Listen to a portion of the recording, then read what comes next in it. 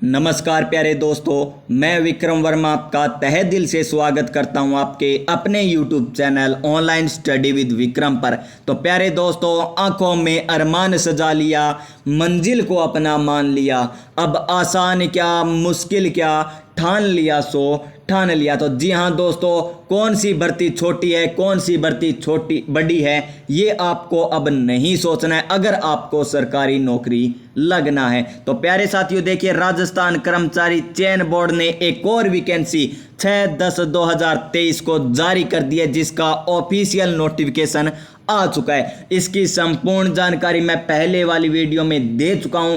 इस वीडियो में हम बात करने वाले हैं सिलेबस क्या रहने वाला है। सिलेबस की बात करेंगे, टॉपिक वाइज भी सिलेबस देखेंगे कि कौन से टॉपिक से क्वेश्चन पूछे जाएंगे जो अधीनस्थ बोर्ड ने सिलेबस जारी किया है। तो देखिए, पशु परिचर सीधी भर्ती 2023 जारी हो चुकी है। पद का नाम देख लीजिए, पशु परिचर है पद का नाम।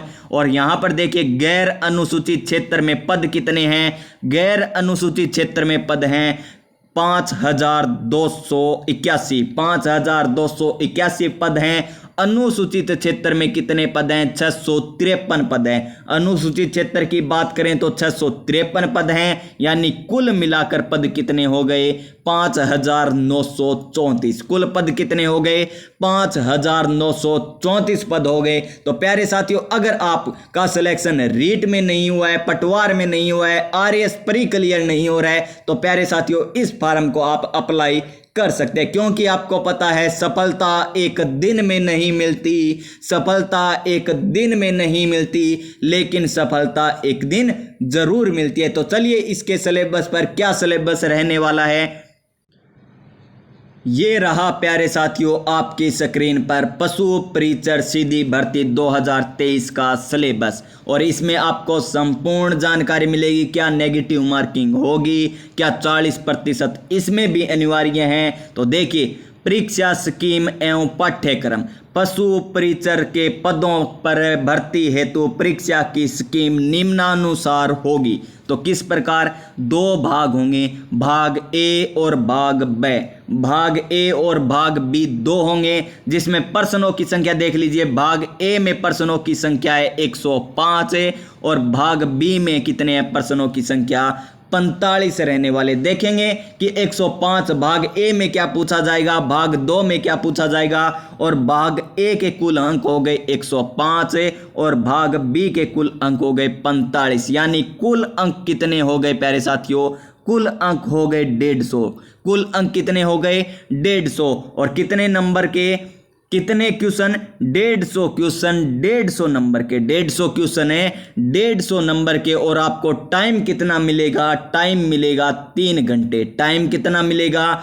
3 घंटे आपको समय मिलने वाला है 150 क्वेश्चन के लिए और 150 अंकों के लिए। तो यहां पर देखिए प्यारे साथियों, आपको पॉइंट नंबर 1, पाठ्यक्रम के अनुसार समान अंक वाले बहुविकल्पीय वस्तुनिष्ठ प्रकार के 150 प्रश्न होंगे। ये तो आपको पता चल गया। अधिकतम पूर्णांक 150 अंक होगा, ये भी आपको पता चल गया।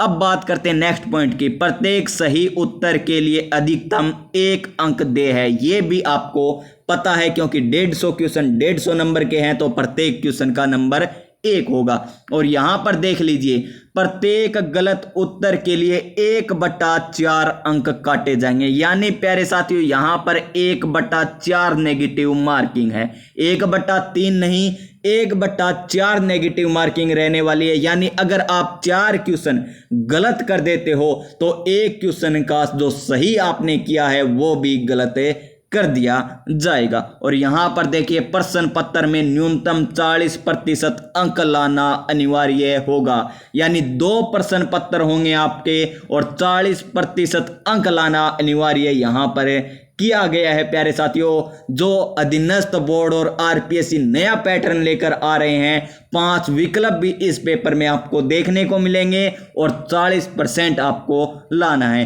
परीक्षा का मानक स्तर सेकेंडरी का होगा। कितना लेवल होगा? 10वीं पास का लेवल दिया जाएगा, लेकिन आप 10वीं पास तक ही नहीं पढ़ें, क्योंकि आपको पता है अधीनस्थ बोर्ड किस लेवल के क्वेश्चन पूछता है। चलिए अब बात करते हैं पाठ्यक्रम की। यहां पर देखिए पाठ्यक्रम भाग ए का, भाग ए में कितना प्रतिशत है, 70% भाग ए अपना वेटेज रखता है।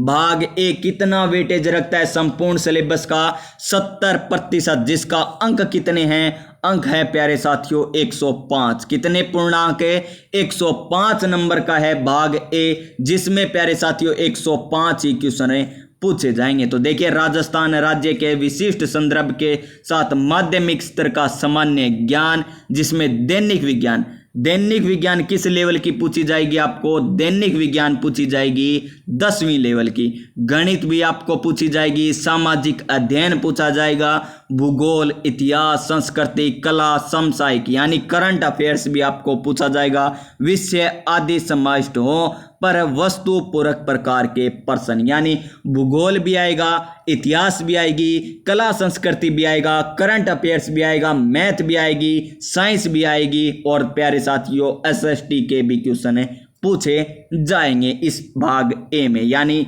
105 क्वेश्चन इतने सब्जेक्ट में से आएंगे और 105 अंक के रहने वाले। चलिए भाग ब की बात करते हैं। यहां पर विस्तृत सिलेबस जारी किया गया है भाग ब का। तो भाग ब की बात करें तो भार कितना है, यानी वेटेज कितना रहने वाला है, 30% वेटेज रहने वाला है। वेटेज कितना, 30%। और प्रश्नों की संख्या कितनी, 45 है प्रश्नों की संख्या, और पूर्णांक कितना है, 45। और कौन कौन से टॉपिक दिए हुए, ध्यान से देख लीजिए इनको। तो टॉपिक की बात करते हैं तो देखिए यहां पर टॉपिक आपको दिए हुए हैं। नंबर 1, पशुपालन से संबंधित निम्न बिंदुओं का सामान्य ज्ञान, जिसमें प्रदेश के में पशुओं की प्रमुख देसी नस्लें, पशुओं की नस्ल जैसे गाय, भैंस, ऊंट, बकरी, सभी की नस्लें आपको याद होनी चाहिए। कृत्रिम गर्भधान, बंधियाकरण, संकर प्रजनन, दुग्ध दोहन, दुग्ध स्त्रावण काल, यानी दुग्ध का समय किस समय महत्वपूर्ण होता है, टाइम क्या होता है, सर्वाधिक दूध, जैसे भैंस सर्वाधिक दूध कौन से महीने में देती है, अगर उसे, और देखिए स्वस्थ दूध उत्पादन, स्वस्थ दूध उत्पादन के लिए आप क्या क्या करोगे, पशु एवं कुक्कुट प्रबंधन यानी मुर्गी पालन भी आपको याद होना चाहिए। जैविक अवशिष्टों का एवं बाह्य परजीवी रोग, पशुओं का टीकाकरण के बारे में जानकारी, पशुधन प्रसार, भेड़ बकरियों को स्वास्थ्य कैलेंडर, जैसे कौन से समय में भेड़ बकरियां स्वस्थ ज़्यादा रहती है, संपूर्ण जानकारी आपको होनी चाहिए। ऊन, मांस, दूध, अंडों का देश में राज्य उत्पादन स्थान, जैसे ऊन में उत्पादन कौन सा है, प्रथम स्थान, अंडा उत्पादन में कौन सा है, दूध उत्पादन में जैसे प्रथम स्थान है। इस प्रकार आपको ध्यान में होना चाहिए। प्रति व्यक्ति दूध, मांस, अंडे की उपलब्धता, प्रति पशु दूध की उत्पादकता, ऊन, कतरन, बाहर ढोने वाले पशु जैसे ऊंट, बैलगाड़ी हो गई, ऊंट सर्वाधिक कौन से जिले में है, नाचना ऊंट कहाँ के प्रसिद्ध है, इस प्रकार के क्वेश्चन। ऊंट को राज्य पशु का दर्जा कब दिया गया, ऊंट वर्तमान में जनसंख्या कितनी है, वृद्धि हुई है या कमी हुई है, संपूर्ण जानकारी। पशु गणना है ना 2019 में जो हुई थी, संपूर्ण आपको पढ़नी है, वो भी पढ़नी है डिटेल में, क्योंकि आपको पता है अधीनस्थ बोर्ड देता है सामान्य परिचय जैसे कंप्यूटर का बुनियादी ज्ञान, लेकिन किस लेवल के पूछता है आपको पता है। और देखिए वर्मी कंपोस्ट खाद, पशुओं के चमड़े, हड्डियों का उपयोग, हड्डियों का उपयोग कहाँ कहाँ पर किया जाता है, पशुओं की उम्र ज्ञात करना, दांत देखकर, आप खुर देखकर किस प्रकार पशुओं की उम्र बता सकते हैं। पॉलीथीन से पशुओं को और पर्यावरण को हानि, पशु बीमा जो वर्तमान में 10,000 रुपये का 40,000 रुपये का हुआ था, कामधेनु योजना ये वर्तमान में। इस प्रकार करंट से रिलेटिव भी आपको पढ़ना होगा।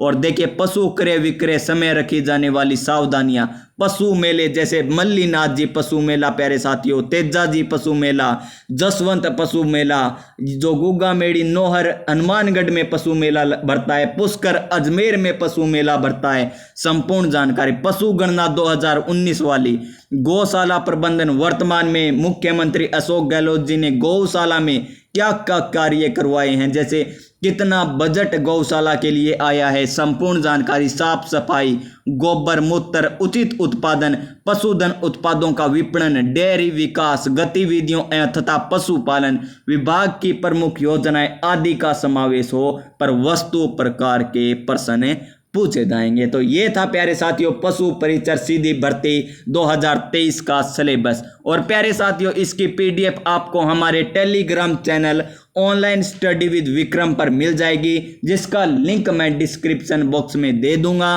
और कमेंट बॉक्स में भी आपको पिन कर दूंगा। वहां से आप इस पीडीएफ को देख सकते हैं कि कौन कौन सा टॉपिक है, सिलेबस क्या है। तो प्यारे साथियों मिलते हैं हम नेक्स्ट वीडियो में, तब तक के लिए जय हिंद जय भारत।